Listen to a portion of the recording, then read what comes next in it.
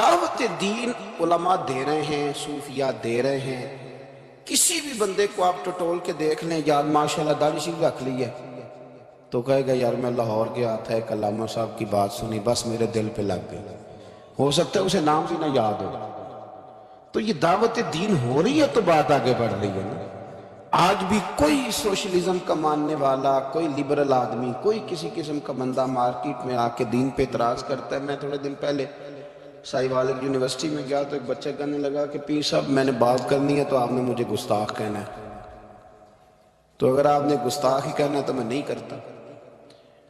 تو آپ بتا دیں. میں نے کہا نہیں، آپ بات کریں، میں آپ کو گستاخ نہیں کہتا. کہنے لگا جی نبی پاک صلی اللہ علیہ وسلم کے زمانے میں غلامی ختم کیوں نہیں ہوئی؟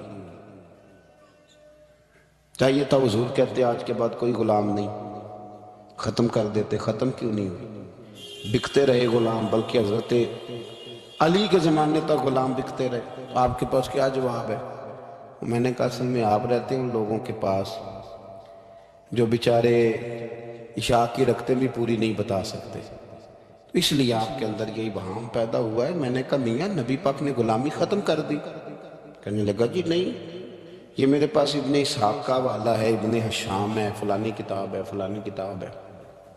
میں نے اسے کہا بچے آپ سمجھے نہیں، نبی کریم علیہ السلام نے نا